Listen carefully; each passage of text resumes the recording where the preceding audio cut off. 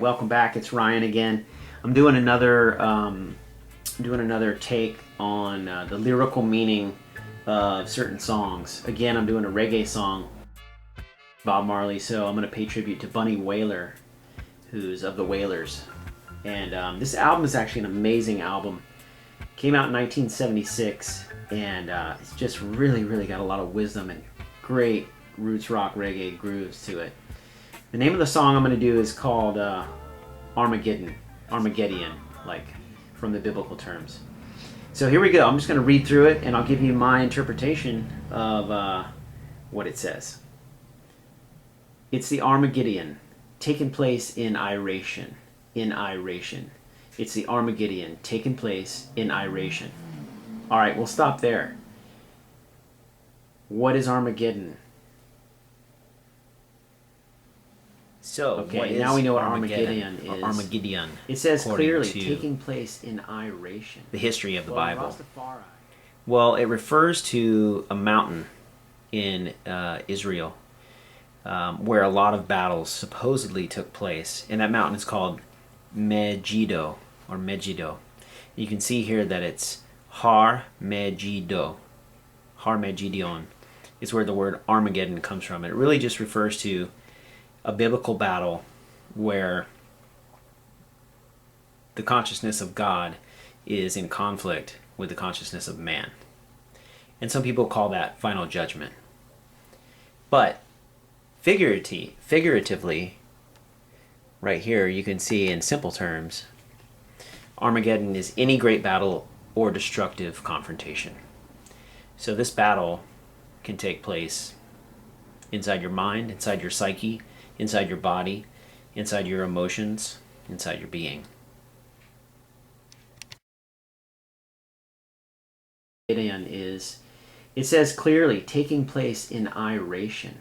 Well, in Rastafari, they use the term I and I, which is the same translation as the Hindu meaning of I am that I am.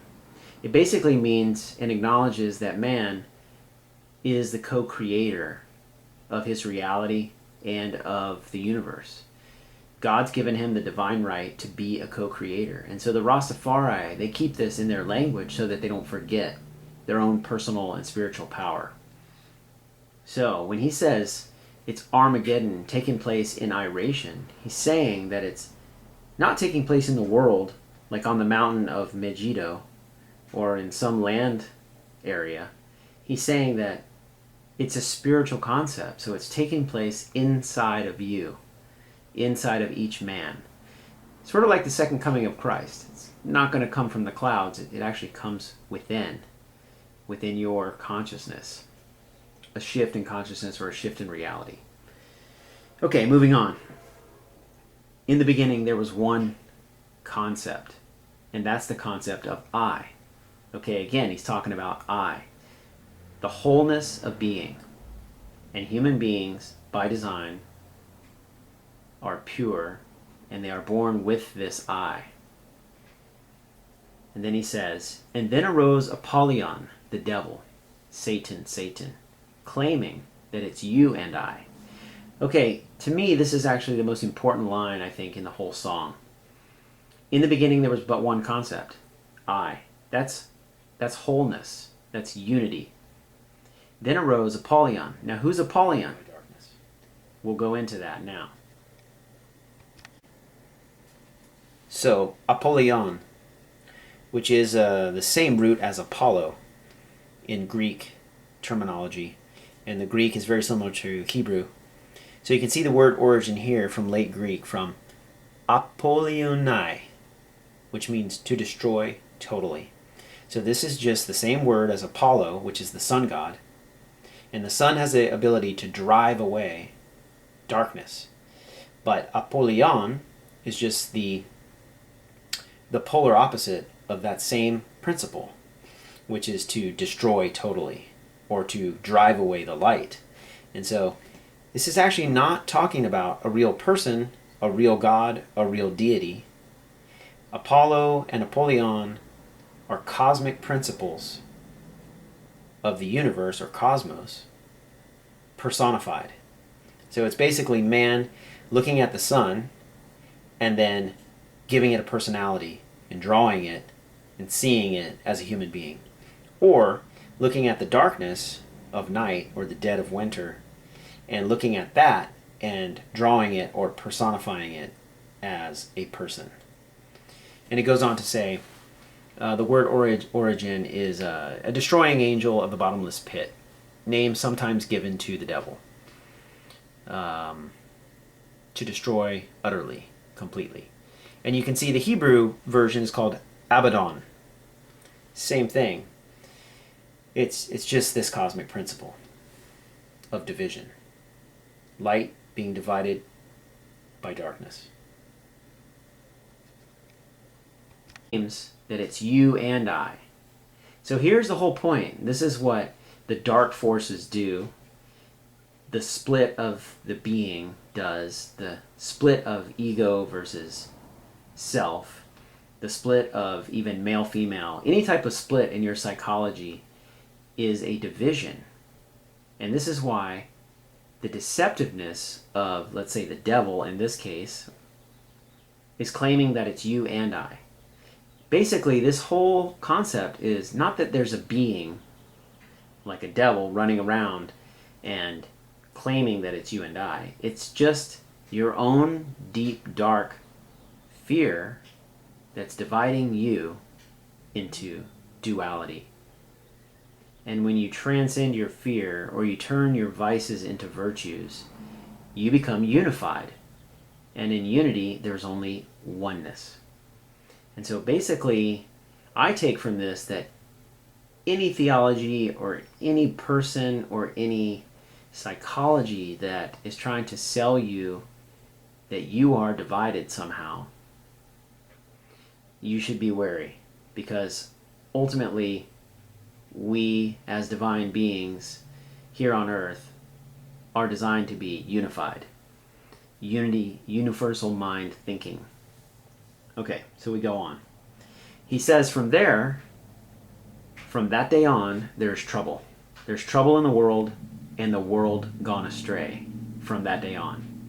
So that's the whole point right there, is that once you believe and accept that you yourself are divided, then you agree to that form of mental, emotional, or spiritual enslavement. You start to look at the walls that you have actually created in your reality and believe them. So universal mind thinking, syncretism, yoga, wholeness, spirituality in general is all about unification on all levels.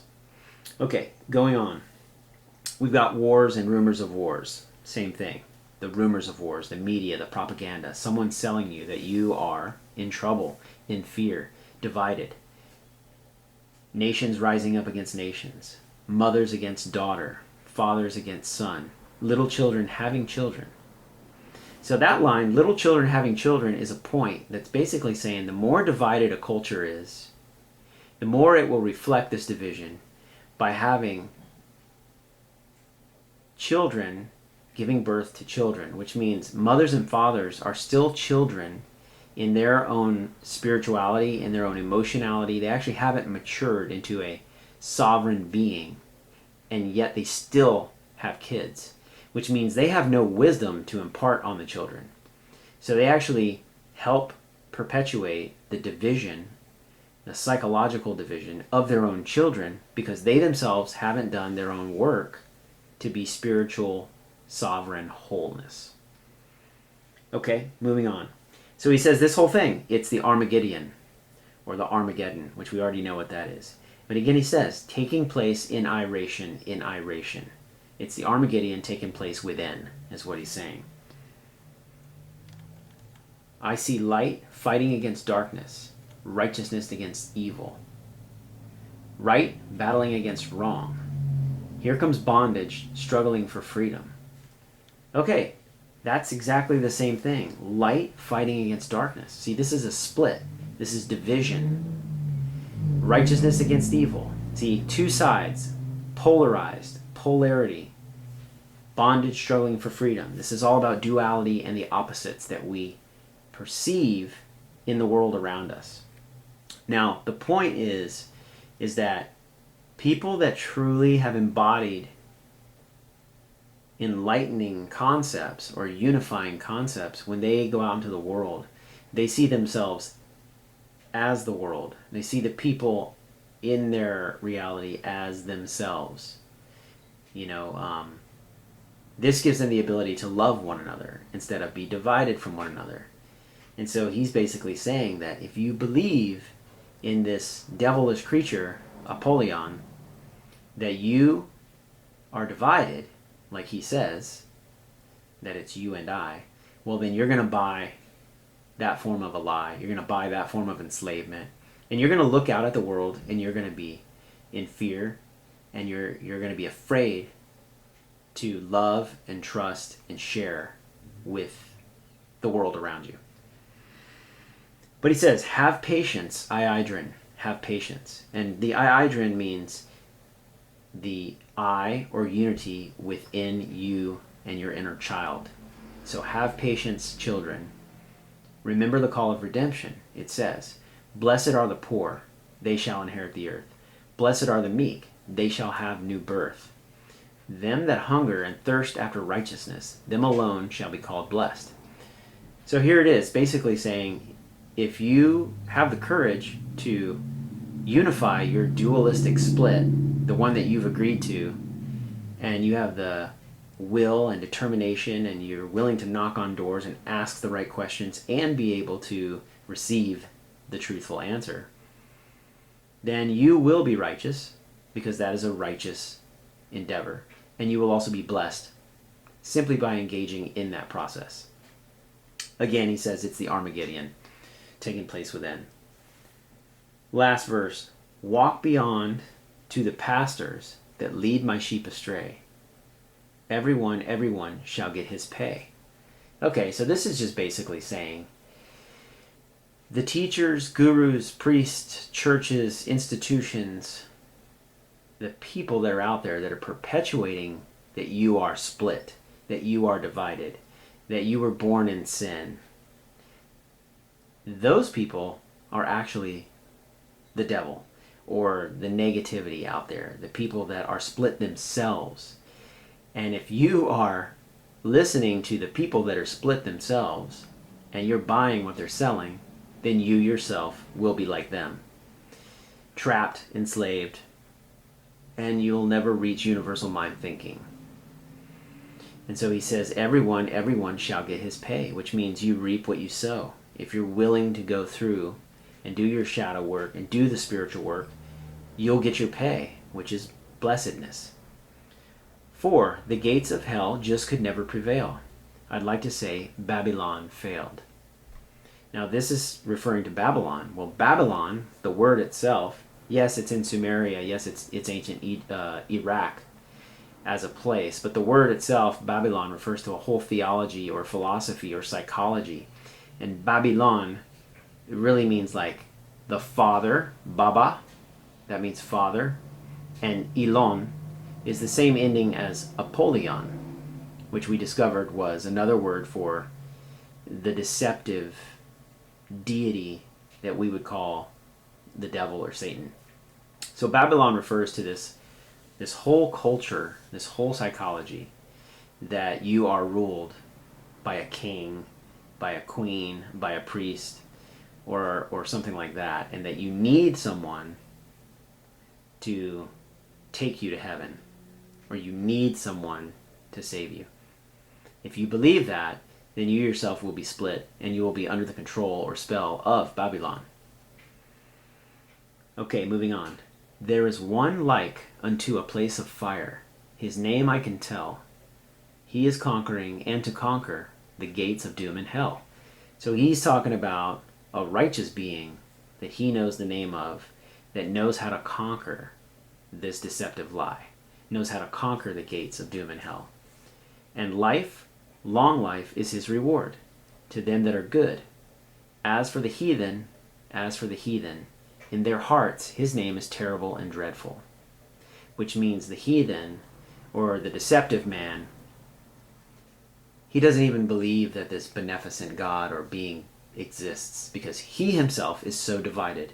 He cannot see beyond the divided reality that he's created within himself.